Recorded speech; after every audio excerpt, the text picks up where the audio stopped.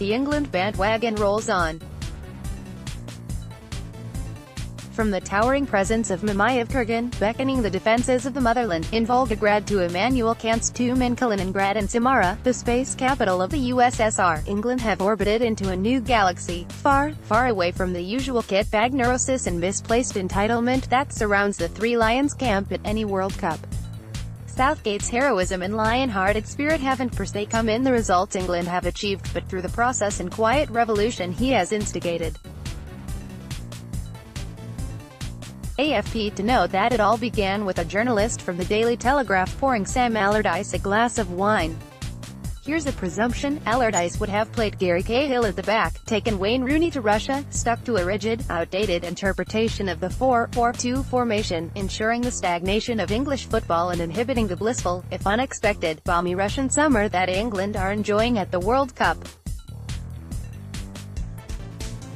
Back home, the merriment around England's results and refreshing football displayed by a brimming generation of prodigies has transformed into delightful mass hysteria. Expectation has made way for admiration, quadrennial malcontent for unfettered optimism, all wrapped up into the melancholic and mystical penned by David Baddiel and Frank Skinner. Indeed, England is in a state of reverie, and yet this is neither a daydream nor a fantasy.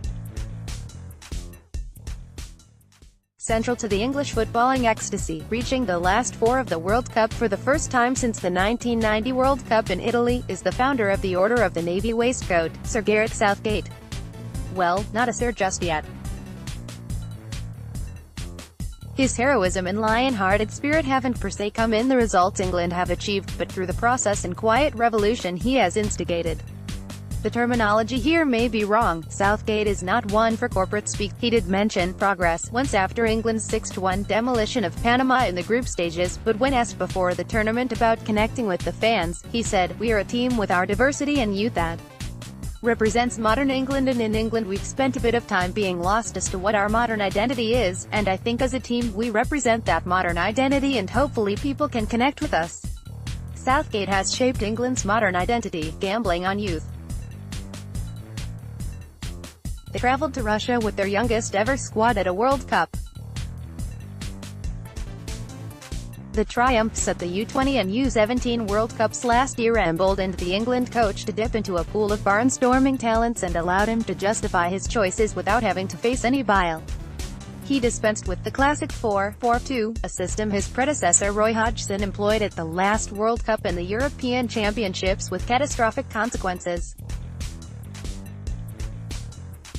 There was some irony to England beating Sweden then with the 3-5-2 formation Southgate has favoured during this tournament.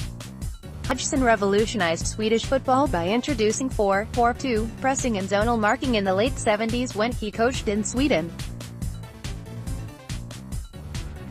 He swept aside the influence of German football over Swedish football forever. Anno 2018, John Anderson still goes with the 4-4-2, but Southgate and England have evolved.